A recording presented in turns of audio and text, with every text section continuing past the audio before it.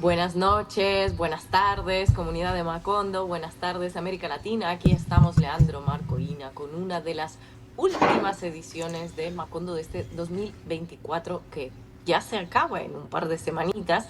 En 2025 habrá más análisis internacional y latinoamericano, obviamente. Hoy tenemos un poco de cada lado. La República Árabe Siria, tal y como la conocíamos, se acabó esta semana. Cayó el gobierno de Bashar al-Assad, cayó el régimen de la familia al-Assad, que estaba gobernando el país desde los años 70 del siglo pasado. La organización Hayat Tahrir al-Sham, aliada de Al-Qaeda y financiada por Turquía, de la que hablamos largo y tendido en el programa anterior con María Constanza Costa, el programa que les recomendamos.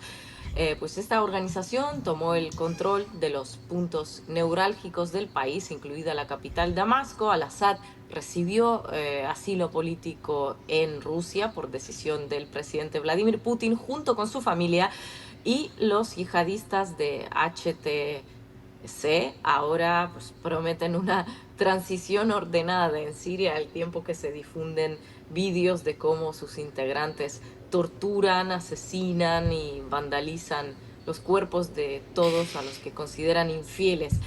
Todo esto mientras son presentados por los grandes medios de información como yihadistas inclusivos, yihadistas por la diversidad, yihadistas tolerantes. Bueno, y mientras tanto, Israel bombardea Siria y avanza en sus territorios, avanza en los altos de Golán y va ocupando cada vez más kilómetros. Hoy vamos a hablar con un experto en la región que ya ha estado varias veces en Macondo, en el programa, Víctor de Currea Lugo, sobre los escenarios que se abren en Siria, el futuro que le espera, los parecidos que tiene todo lo que sucede ahí con Libia, pero también con Sudán o con Afganistán. Y bueno, luego tocará repasar lo que les prometimos el jueves pasado, tocará repasar el primer año de Javier Gerardo Milei en la Casa Rosada, con Marco Teruggi reportando desde el epicentro. Así que no se lo pierdan, vayan conectándose a nuestra transmisión, pónganle me gusta, dejen sus comentarios, suscríbanse al canal de Caras y Caretas, también al de Ina Finogénova, donde también lo estamos transmitiendo de vez en cuando.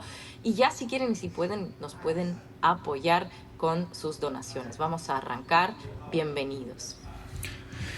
Bienvenida Ina, bienvenido Marcos, bienvenidos todos y bienvenido yo también, ¿por qué no?, a este programa de Macondo. Vamos a empezar, sí, con esta disolución, no, este fin, el fin de la República Árabe Siria tal como la conocíamos, aunque estamos dentro de procesos políticos que todos adquieren como un carácter refundacional, por lo cual podemos decir que lo que existe está ligado a quien tiene el poder en el momento. Si cayera este poder, podríamos hablar del fin de lo que sigue, pero estamos hablando de un país que tiene una tradición histórica, Siria en sí mismo, aunque ahora le cambie la bandera, y los que hayan tomado el poder tengan indudablemente una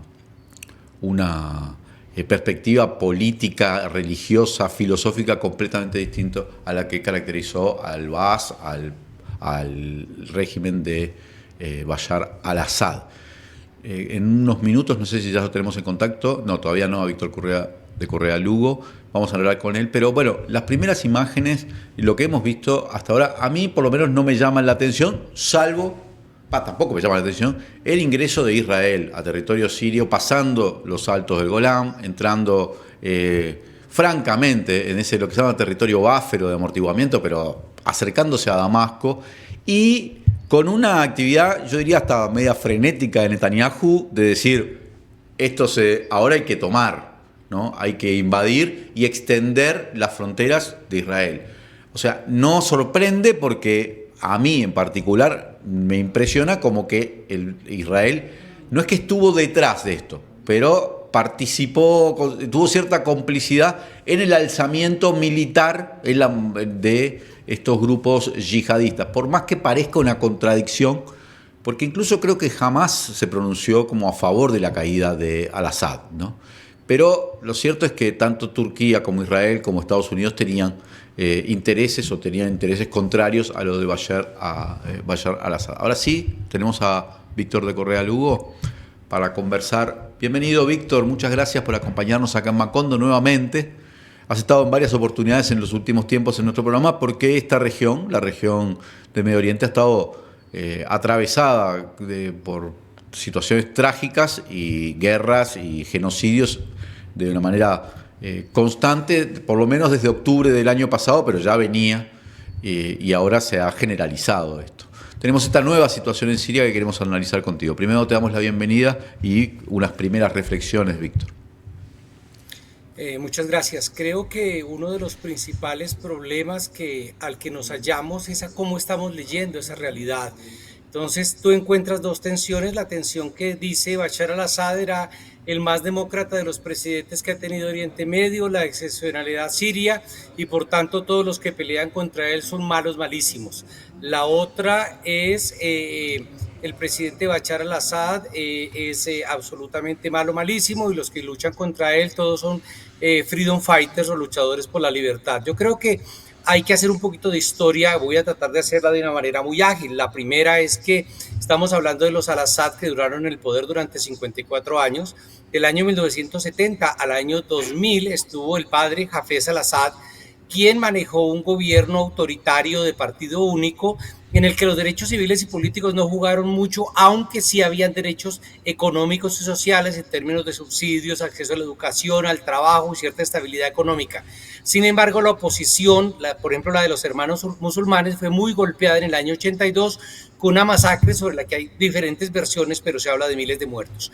Muere Bashar al-Assad y traen a su hijo, muere Hafez al-Assad, perdón, y traen a su hijo Bashar, que era un médico prestante oftalmólogo en Londres, y lo ponen al frente de un gobierno. Primera decisión, modificar la constitución en 10 minutos para que Bashar pudiera ser presidente porque no llenaba los requisitos.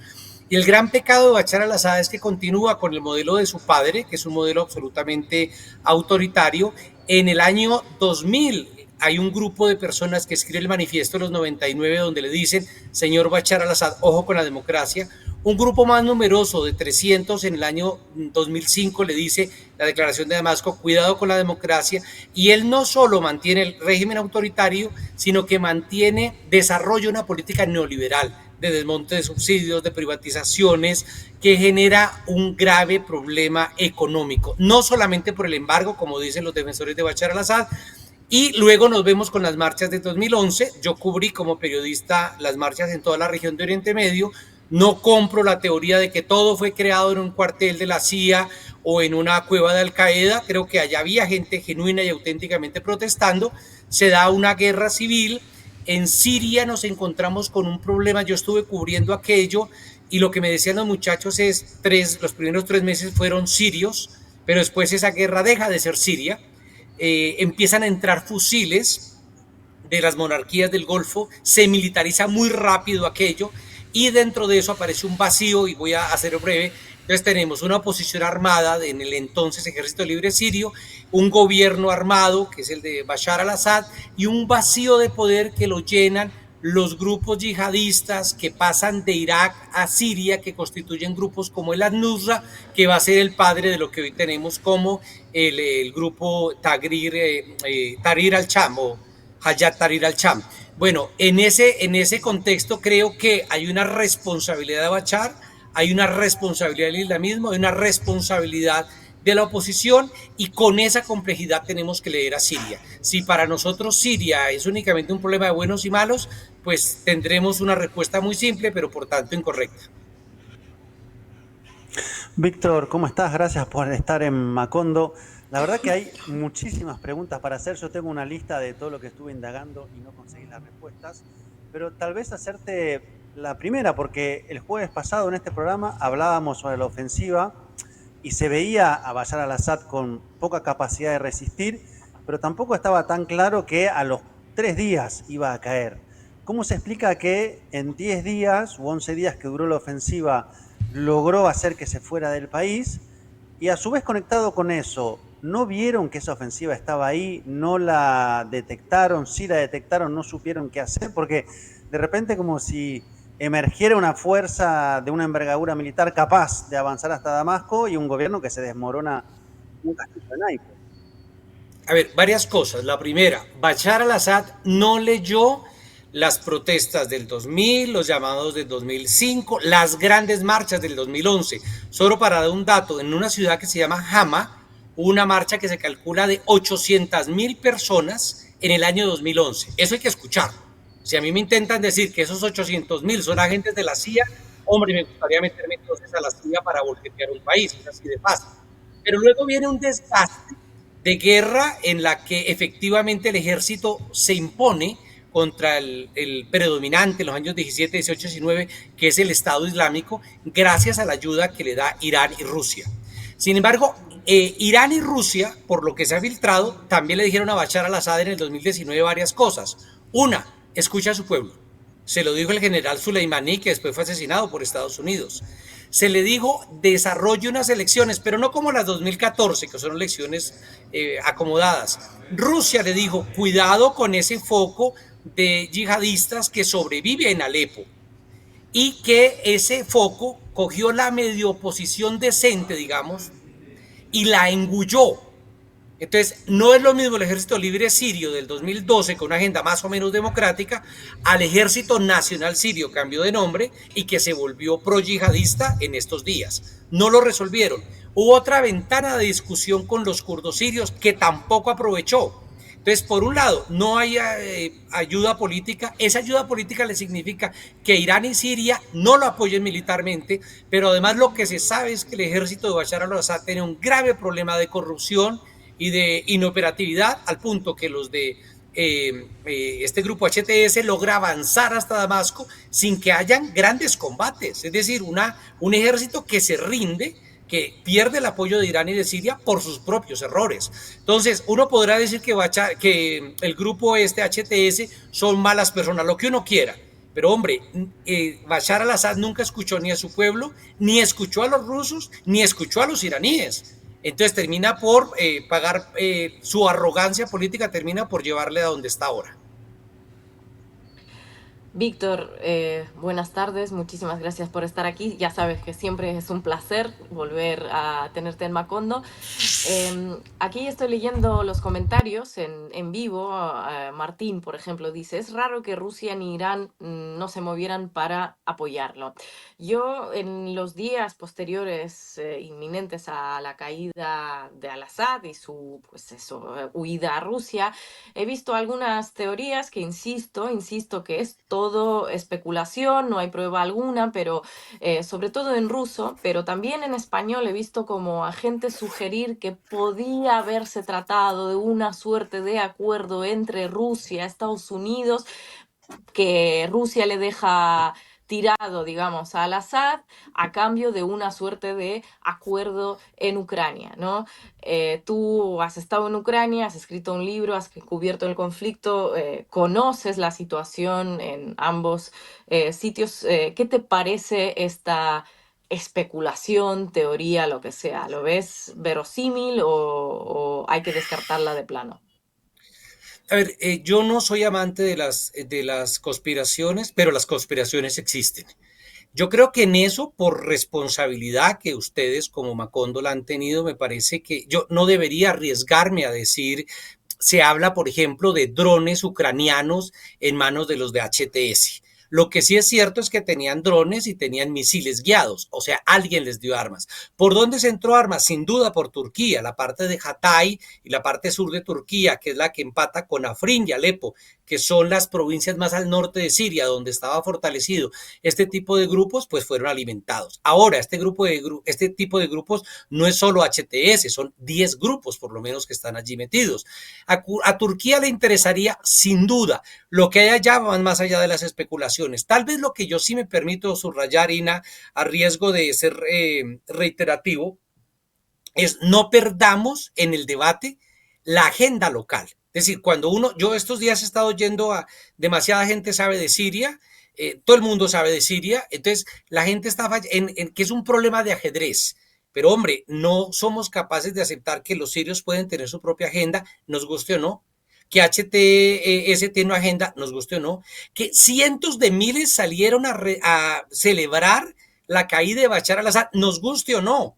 pero tratar de ver todo como única y exclusivamente un juego de ajedrez me parece que es profundamente peligroso, porque eso se hizo en las revueltas árabes, se ha hecho en todas las guerras, es decir, la agenda local se bota a la basura porque todo es un problema del imperialismo yanqui, todo es una conspiración. Yo tengo miedo frente a eso, que pueden haber agentes ucranianos, eso es lo que se viene manejando en las redes, pero yo no tengo datos, desafortunadamente, que me permitan afirmar o negar lo anterior. Lo que sí creo es que sí hay una agenda siria en la calle y que tiene que resolverla. ¿Cómo se va a resolver? No tengo ni idea. Por supuesto que allí está metiendo mano todo Dios. Turquía está apoyando al Ejército Nacional Sirio para que le dé bala a los kurdos. Yo estuve con los kurdos en la región del el Kurdistán sirio, lo que se conoce como Rojava, y puedo dar fe de lo que encontré y de lo que vi allá.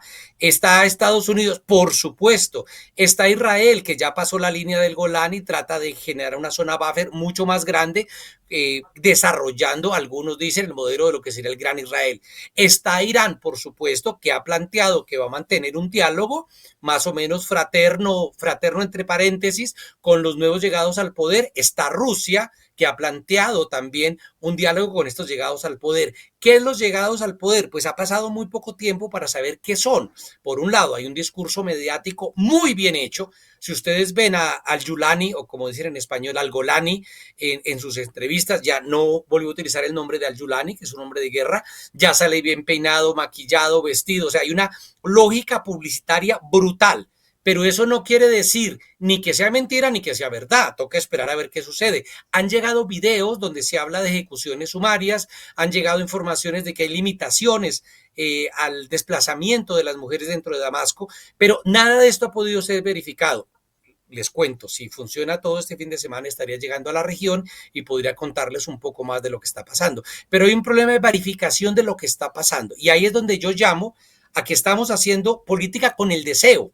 Entonces, los que deseamos que esos sean los libertadores decimos algo, y los que deseamos que sean los yihadistas decimos lo contrario. Pero no hay un afán de complejizar la lectura de Siria. Y con una cosa, perdóname, Ina, te interrumpo, y es el afán de salpicar la causa palestina con Siria.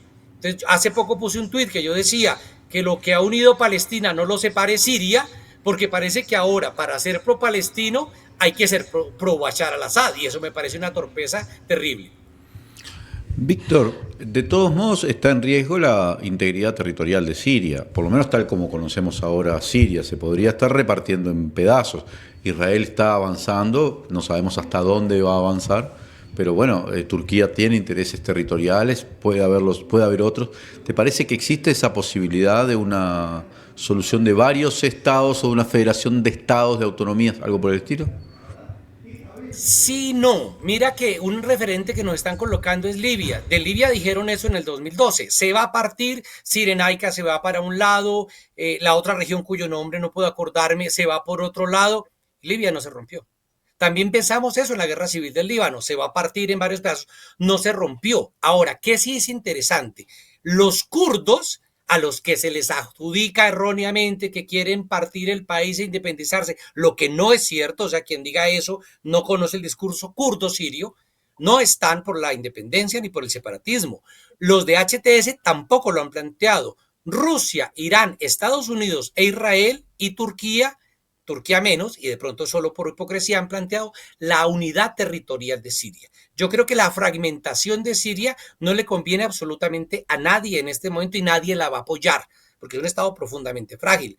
Ahora, el problema es volver a las fuentes. Por ejemplo, perdóneme que salte un poquito el tema, hoy me llegó información de que hay una nueva guerrilla creada por exmilitares de Bashar al-Assad que se fueron al monte en la zona alawita. Eso es otra de las cosas. Pero yo no veo eso tan posible, es decir, es posible, ¿qué tan probable? Lo veo menos, pero acuérdense que eso nos dijeron de Libia, de que se iba a partir en muchos estados, nos lo han dicho en varios lados, Líbano fue otro ejemplo, Irak también nos dijeron cuando la invasión del 2003, pero eso no necesariamente es palabra de Dios, ¿no? Víctor, hablaste Dentro de los de... diferentes actores, Ah, perdón, no, perdón, adelante, adelante, Marco. no. Se me fue. No, no, no, no, no. Sigo. Sigue tú y ya después. Dentro de la lista de preguntas hay varios actores de los cuales se ha hablado mucho. Uno es Turquía. Turquía como parte activa en la ofensiva a través del ejército democrático sirio, Turquía como proyecto de extensión territorial, una suerte de neo-otomanismo. ¿Qué hay en la agenda turca? ¿Cuánto ves a Turquía que efectivamente es el actor que fue parte importante de la planificación y que a su vez está posiblemente intentando quedarse con alguna parcela de lo que conocíamos hasta ahora que era Siria? Claro, sin duda hay una planificación extranjera y si alguien le dice a uno, pero es que hay agentes de la CIA, hombre, hay agentes de la CIA hasta en Colombia, hasta en España, o sea, eso no es garantía, no puede ser argumento. Ahora, la implementación de esa planificación fue hecha por sirios, eso no se nos puede olvidar. O sea, tratar de presentar todo el HTS como que todos son extranjeros y mercenarios, me parece que es un poco injusto. La falta de legitimidad de Bashar al-Assad era cierta. Ahora, cuando yo estuve con el Ejército Libre Sirio, que es el padre de lo que hoy es el Ejército Nacional Sirio, por donde entraba y salía uno, por Hatay, por la zona de los turcos, sin duda. Segundo, hay una actitud de Erdogan que la vimos en la primavera árabe, la mal llamada primavera árabe, que era apoyar a todos los que estuvieran en contra de para convertirse en el gran líder otomano. Acuérdate que apoyó a Mursi en su momento, apoyó las revueltas en Túnez, apoyó las protestas en Jordania, apoyó las marchas en Siria desde el primer momento. Entonces sí hay una pretensión y hay un enemigo claro y declarado que son los kurdos. Por tanto, hay una puja y si me permites hay un elemento bien interesante y es la puja entre Rusia se manifiesta en el norte de Siria. En Siria, perdón, y en el norte de Siria se manifiesta la puja entre Estados Unidos y Turquía. O sea que hay unas agendas internacionales sin duda. Turquía está empujando por quedarse con un pedazo, si hay un neo-otomanismo, hay una vocación, con otro elemento central aparte de eso, y es que Erdogan cada vez más ha islamizado la sociedad. Si pensamos en hace 20 años caminar por Istiklal en Estambul, uno veía chicas en minifalda o con ropa mucho más suave. Ahora, vaya, hay zonas en barrios de Estambul donde uno no puede conseguir una cerveza o no puede acceder a ciertas cosas. Es decir, el proceso de islamización, los porcentajes sobre el uso del velo, la conversión de la Hagia Sofía en una mezquita y no más. Todos esos símbolos le están diciendo en un proceso de islamización. Y Erdogan sí tiene un discurso profundamente teocrático, sin duda. Que para eso le sirve y le son funcionales. Uno, para aumentar el proceso de islamización. Dos, para aumentar la presencia de los suníes en general. Y tres, para machacar a los kurdos, sin duda. Rusia ahí está jugando con una cosa, que se enfrenta a Turquía, tampoco Rusia se iba a meter a hacerse matar en Siria porque está ocupado en Ucrania. Lo que ha negociado, lo que se filtra, es que ha negociado la permanencia de la base de Tartus. Ustedes recuerdan que la base de Tartus es la única base rusa, y no sabes más de eso que yo, es la única base rusa lejos del territorio ruso, con la cual Rusia mira al Mediterráneo. Por tanto, lo que se ha establecido es como un acuerdo de, hombre, respete a los ciudadanos rusos y respete a la base militar rusa, porque a Rusia le interesa mantener esto allí. Pero Israel está planteando lo de una zona buffer. Ahora, la idea que se maneja de que todo esto fue manejado por Israel, si esto fuera tan cierto, ya sé que me van a condenar en las redes sociales por decir eso, pues Israel no tendría que bombardear en 48 horas, hizo 480 ataques a Israel, a Siria. Israel trata de destruir por completo el ejército sirio por lo que le representa, sin duda. Pero sí es llamativo en todo caso que, sin querer decir que sean fichas de Israel, porque aquí parece que nadie tuviera agencia ni agenda propia, y es llamativo que HTS y los demás grupos nunca han a Israel y que nunca se han pronunciado sobre la ocupación de Palestina, que termina siendo relegada de los noticieros. Muchas preguntas que hacerte, Víctor, tanto sobre Israel como sobre Rusia y las bases. Está la de Tartus, está la de Latakia, ¿no? Pero antes me gustaría preguntarte qué supone la caída del régimen de Al-Assad y esta caída de Siria tal y como la conocemos para la causa palestina, porque ha habido muchísima información sobre pues, que Siria ha supuesto como una suerte de corredor para, para Irán, para las armas de Hezbollah, para el envío de armamento. ¿En qué situación deja esto a organizaciones como Hamas, como Hezbollah, si es un peligro real para ellos? A ver, primero, lo que se conoce como el eje de la resistencia, que es bastante variopinto, pues pensaríamos en Yemen, Hezbollah, las brigadas de Irak, donde hay tantos suníes como chiíes, y el gran patrocinador de todos, que es Irán. O sea, eso sí sería llamarnos a engaño, no reconocer que Irán estaba alimentando todos esos y que Siria era un corredor. Pero ese corredor lo quiero matizar. Primero, porque hubo masacres y hubo crímenes contra sirio-palestinos durante el gobierno de Hafez al-Assad, como el que hubo en Líbano, en la guerra civil libanesa, pero también persecuciones por parte de Bashar al-Assad contra sirio-palestinos. Entonces, no digamos que el gran defensor de la causa palestina era Bashar al-Assad. Segundo, y muy importante, cuando explota en el 2011 la guerra civil siria, jamás, el movimiento de resistencia islámica, jamás se va de Siria. Y se va de Siria peleado, unas tensiones internas porque un sector de Hamas apoyaba a Bashar al-Assad y el otro sector no, y se van para Qatar, como diciendo, esta guerra no es nuestra. Lo tercero, pregunta para fastidiar a los detractores, ¿cuántas veces Siria atacó a Israel? Después de 1973, cuando pierde los Altos del Golán, creo que toca echar bastante imaginación. Entonces, decir, ¿Siria era un sujeto activo contra Israel? No. ¿Era un peligro para Israel? No. ¿Permitía el paso de armas? Sí, por supuesto. Irak, Siria y Líbano. Pero a ver, parte de la sostenibilidad militar de Bashar al-Assad se la debe a Rusia, a Irán y a Hezbollah, que al final decide no intervenir. Ven ustedes de Alepo, en pocos días cae Damasco, pero allí no estaba ni Hezbollah ni estaba Irán. Es decir, creer que Siria representa el sumum de la resistencia, yo creo que eso hay que discutirlo. Y segundo, el grave problema de la causa palestina es que en todos los grupos de WhatsApp donde participo, la discusión es que uno tiene que comprar a la causa palestina con Bashar al-Assad. Lo triste es que hay gente diciendo, mire, las teorías conspirativas han llegado a este nivel, permítanme. Jamás hizo la ofensiva de octubre del 2023 porque sabía que con esa ofensiva mataban a Nasrallah y caía Siria. O sea, ahora hemos llegado al nivel de que los palestinos no tienen ni agenda propia. Y el afán y la tendencia, sobre todo en la izquierda latinoamericana, es decir, incapaz de tener una mirada dialéctica, incluso les diría uno leninista, el análisis concreto sobre la realidad concreta, eso no existe. Y quieren hacer que el pro-palestino necesariamente sea pro-sirio. Por eso yo creo que es muy peligroso querer plantear una solidaridad con Palestina, que es una solidaridad más o menos condicionada. Entonces yo apoyo Palestina, pero Palestina tiene que ser laica, antipatriarcal, socialista, antiimperialista y pro-Assad, no jodas. Entonces con ese panorama es muy complicado. ¿Que se le causa un daño a la causa palestina? Sí. Sin embargo, no a la lucha en Gaza. En Gaza la resistencia sigue haciendo lo que hay. Lo que sí es llamativo es cómo Israel hace negociaciones con Hezbollah para dejar abierto, lo diría uno, un grupo militar que le permite después atacar tanto en los Altos del Golán como ir más allá.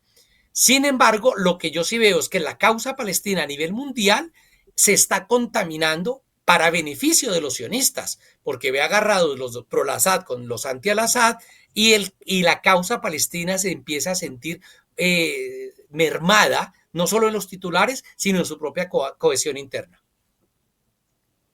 Víctor, te quiero hacer una pregunta sobre lo que podemos esperar. Yo sé que hay que esperar, de hecho, para ver cómo va a actuar esta nueva configuración de poder dentro de Siria, pero recuerdo que con la caída de Muammar Gaddafi en Libia terminó habiendo en Trípoli venta de esclavos y eso fue un fenómeno, o sea, conocido, público, una situación que Libia terminó siendo un país donde sucedían las cosas más atroces.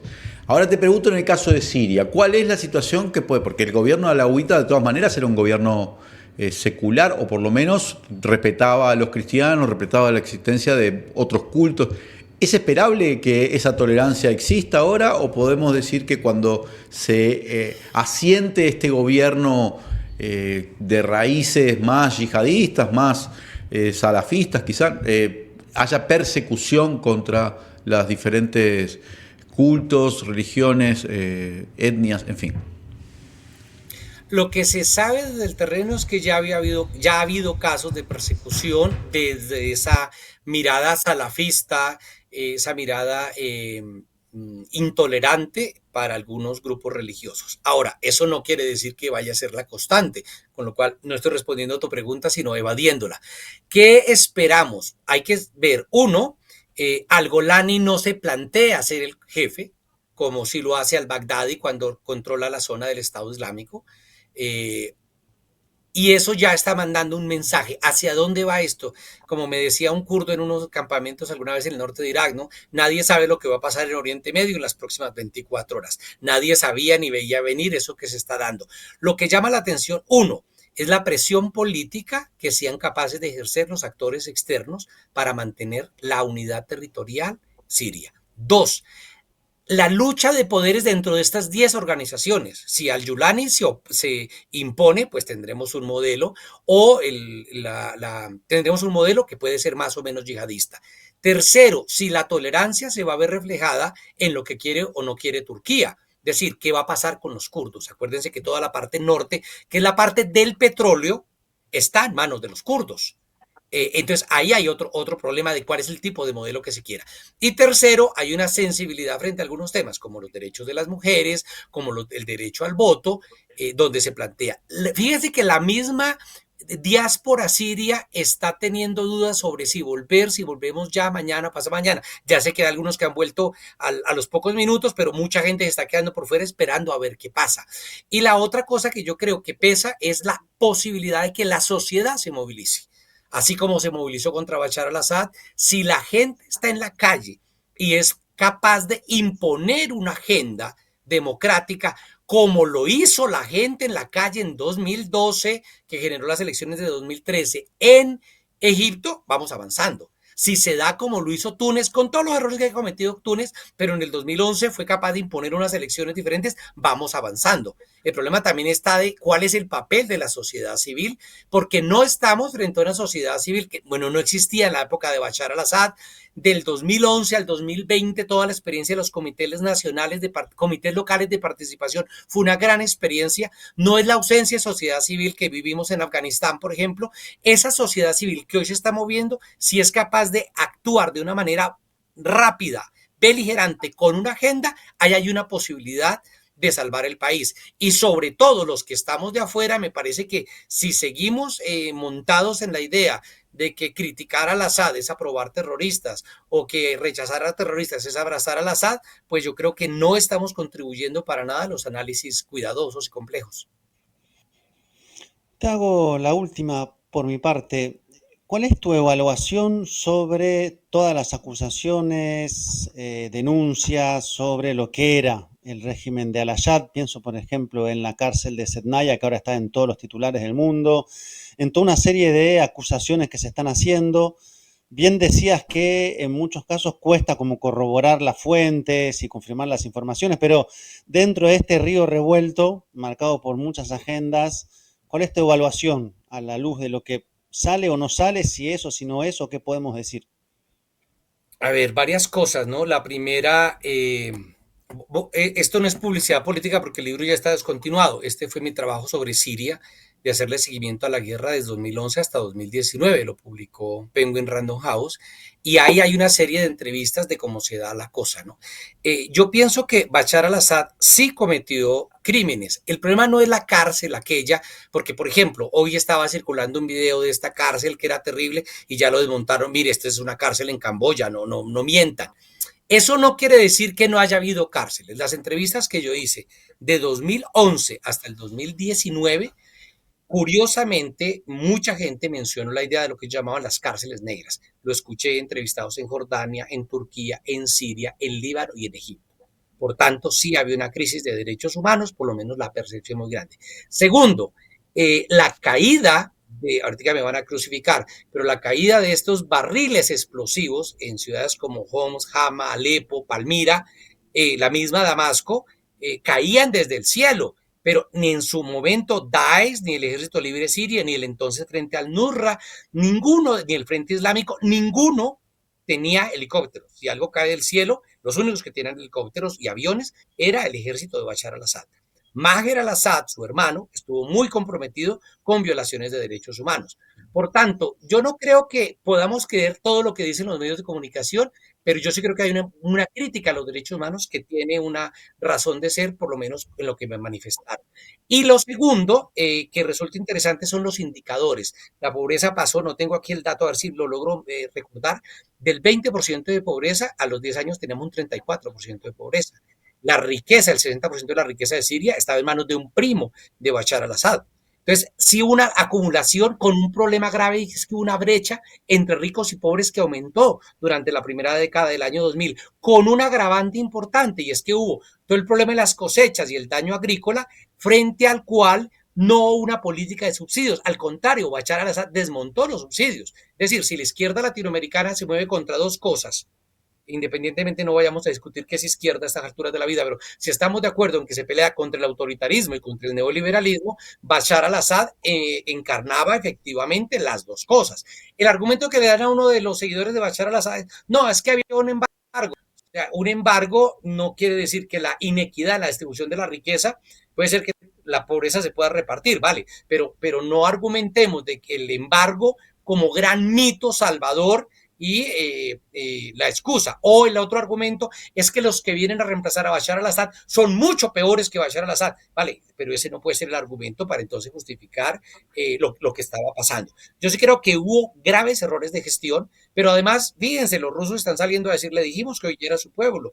Suleimani, muerto en el año 2000, se dice, según fuentes iraníes, le dijo, escuche a su pueblo. Entonces hay un problema grave de gestión y esto no quiero hablar de otros gobiernos de izquierda en América Latina y en el mundo, pero la excusa del embargo, el imperialismo yanqui, vale, pero la gente de a pie, el sirio de a pie, la siria de a pie, va finalmente a inclinarse a favor de quien resuelve cosas cotidianas. Entonces, gobernar a punta de consignas, que fue lo que hizo Bashar al-Assad, pues es muy difícil. Mira, en el 2011 estuve visitando el mercado de Damasco y estaba empapelado en fotos de Bashar al-Assad. Después de que gané confianza de ir varios días, varias veces a tomar té con algunos de ellos, le dicen, mire, yo empapelé eso porque no quiero que la Mojabarat, es decir, la policía secreta, venga a detenerme. Pero de aquí nadie cree en él. Entonces, yo creo que en eso, en esa agilidad de ser capaces de leer la complejidad, la izquierda debe aprender. La izquierda latinoamericana debe ser muy cuidadosa porque los problemas de gestión en los gobiernos latinoamericanos no son una broma. Y no vamos a resolverlo diciendo la culpa es del imperialismo yanqui. Víctor, también una última pregunta por mi parte. Tenemos ya bastante tiempo, es que está siendo muy Yo interesante encantado. la charla. Estados Unidos, hay presencia de tropas estadounidenses, ayudan a los kurdos, hay bases militares estadounidenses en Siria. Anthony Blinken ha dicho que no se retirarían de las bases estas militares. Pero Trump dice que no es asunto nuestro, no nos tenemos que meter, que la cosa se resuelva sola. ¿Cómo crees que va a cambiar el enfoque a partir del 20 de enero cuando asuma Trump? Si va a cambiar, si todo va a seguir igual, ¿cuál es el papel de Estados Unidos? ¿Cuál va a ser el papel de Estados Unidos en estos territorios que conocemos como Siria?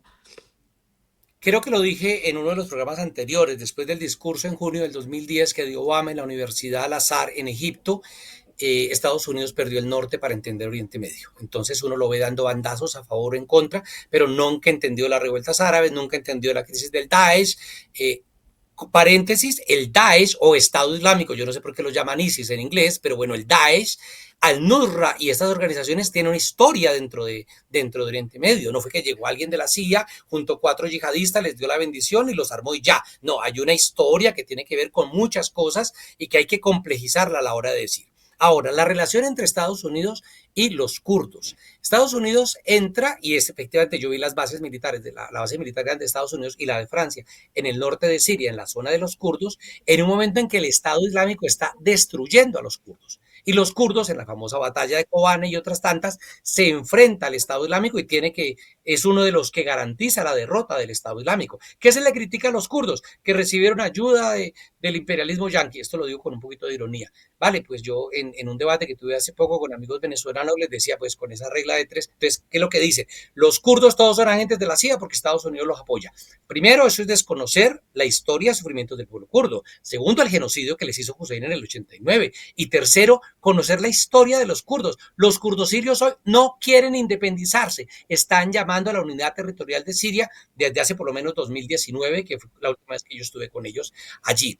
Entonces, ¿qué es lo que se plantea? Que como recibieron apoyo de Estados Unidos frente al Estado Islámico, son agentes gringos. Hombre, si a mí me están moliendo a palos, la resistencia francesa se alió con Estados Unidos. Stalin se alió con Estados Unidos para derrotar al fascismo. Y es más, les digo un dato, el señor Simón Bolívar se alió con los ingleses y recibió plata inglesa para pilarle a los españoles. Entonces yo creo que hay que dejar de ser un poquito tan puristas con eso. Ahí es donde creo que los Estados Unidos están jugando, a través de los kurdos, y hay un debate sobre quién se queda con la atención de los kurdos. Sin duda, ellos van a intentar empantanar, pero la agenda gringa en Siria es la agenda de Tel Aviv. O sea, más que verlo desde el lado kurdo, que hoy había combates entre el Ejército Nacional Sirio manejado por Turquía contra los kurdos, hay que verlo por el lado de Tel Aviv. ¿Cuáles son los intereses de Tel Aviv?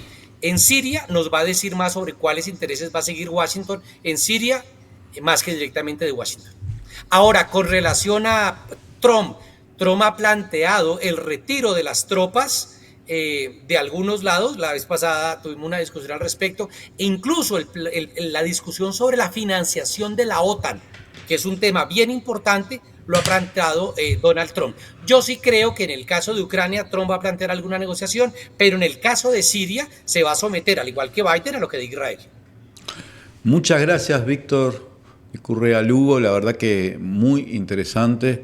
Tal vez ya este año no, pero ni bien la próxima temporada de Macondo. Pasa que vamos a seguir hablando, y quizá desde el territorio, porque vos estás por viajar y bueno, seguramente así tendrás Vamos a más seguir hablando información. porque, espera, un detalle, porque nuestros seguidores que están viéndonos en vivo nos están pidiendo una hora completa con Víctor de Correa Lugo porque les está aclarando muchísimas dudas. Bueno, pero Vale, eso, yo aprovecho y hago un comercial. Mi página web es Víctor de Correa Lugo. Ahí me llegan, desde quien quiera leer los artículos hasta los insultos del caso. bueno, Ina, podemos hacer alguna pregunta Gracias. más, pero tenemos que reservar unos minutos para completar los otros temas del programa, ¿verdad? Pero ¿querés hacer una Yo pregunta más? estaba reservando a Víctor para el año 2025 Ah, para yo seguir pensé que decías, bueno, seguimos, completando pero tenemos los temas. que abordar algunos temas más en estos minutos que nos van quedando, por lo cual conviene que ahora, Víctor, le damos las gracias y en breve lo vamos a tener nuevamente. Ahí está Muchísimas disciplinando gracias. Leandro a los seguidores. Víctor, muchísimas gracias y ya Muchas te tenemos gracias a apalabrado ustedes. para 2025. Vale. No, la verdad que es Gracias. un entrevistado, es que siempre tenemos, o muchas veces tenemos entrevistados que son como decir, ya está, hay que tenerlo. En el caso del Medio Oriente, bueno, Sí. María Constanza Costa, Olga Rodríguez, son personas que son de un nivel que no sé si todos los La verdad que que sí. siguen Macondo saben que estamos hablando con algunos de los especialistas más importantes del mundo, por lo menos en habla hispana, que además conocen los territorios, no son personas que están talenteando desde los diarios, sino que van ahí, que conocen los territorios, conocen esos pueblos y tienen una información y una perspectiva mucho más cercana y además muy reflexiva y muy valiente. Muchas veces muy valiente porque hay cosas que dicen estas personas que rápidamente te ponen en la mira de los malos, ¿verdad? Bueno, Y complejiza, ¿no? y Nos vamos complejiza. al corte. Ah, Se Marco, abre quería puertas. añadir algo. No, era solo una reflexión, pero lo que me gusta es que complejiza los análisis y te abre puertas, ¿no? Y es lo que me parece más rico el asunto, porque también el tema Siria, si uno lo ve por el tamiz de Twitter, es como trincheras que se van tirando de un lado y lado consignas, y al final mucho no entendés, y hay retweet de videos medio turbios a veces, y bueno. Yo quiero decir parece algo que de lo que eso. valora más para mí es... Ya que hablabas de la casa Adelante. de la cárcel de Zendaya y todo eso, quiero decir algo. Para mí, claramente hay una operación de propaganda. Esto es indiscutible, o sin discutir la existencia de cárceles y presos políticos. Lo que quieras. Yo creo que la gente tiene que estar siempre como tomar esas cosas con dos dedos, ¿no? Como decía, como las ratas muertas, porque hay que entrar en cárceles, con pinzas. Hay que entrar en cárceles en cualquier país del mundo. Te regalo entrar acá en Uruguay, que es un país, una democracia plena, en una cárcel. para ver lo que se ve. O sea, el infierno está ahí nomás, ¿eh? En todos nuestros territorios. Quiero decir que con eso siempre, digo porque vi esta de CNN, ¿la vieron? Que salió y ya Sí, era... Clarissa Woodward. Sí, Claro, sí, sí, y pero hablaba esto ya y era como era demasiado, ¿no? un material de ficción. Era Lo de muy Clarissa. Steven Pero Spielberg, ¿no? quiero decir, a mí eso me hizo recordar, no sé si se acuerdan que en agosto un canal de televisión ha compartido imágenes de un centro de detención de Israel que se llama CDT Iman, una base de detención, tortura en el que se mantienen miles de palestinos y algunos de ellos sin que les hayan presentado cargos. Bueno, aquello es terror también, pero bueno, ha pasado medio desapercibido, algún que otro canal alternativo español le ha dedicado un programita y ya está, y no se habla nada La más. misma Nadie CNN, pone en duda la existencia de esas cárceles. Otra cosa es el momento en el que aparece esta información y la insistencia en la que nos bombardean con ello, desde los titulares, que las imágenes y esos reportajes de Clarissa Woodward, ¿no? hace muy poquito, Que Ina, te tiene que doler el corazón. ahí Sí. está, hace muy poquito la CNN ingresó a la megacárcel de Nayib Bukele. Hizo una especie de publinota, ¿no? En una cárcel donde cuando Nayib Bukele metió preso al 2% de la población en un año. Sin procesos, además, ya sabemos, porque nosotros hemos estudiado Sí, y salen vídeos publicitarios como si fuera, no sé, Qué la bien, qué ciudad bien. de Surf que está construyendo más o menos, ¿no? Una Ahí publi está. de ciudad Esa, de es Surf, una Surf narrativa, City, y la Ojo con publi de esas la gente narrativas. que lleva así Y, toda... Y ojo con la inteligencia artificial. Ojo con la inteligencia artificial porque ya hay primeros videos que salieron que son de inteligencia artificial. O sea, hay una capacidad de fabricación de imágenes en un momento de trauma global que es como de una potencia muy fuerte. No sé si a veces uno se da cuenta de la velocidad con que se puede crear una realidad en redes sociales. Hacemos un corte Al y alcance tenemos medio, diría 10 la mano. minutos más o 12 Y minutos más tenemos 10 para el último minutos tema. para dos temas. Dale. Compañeros, corte.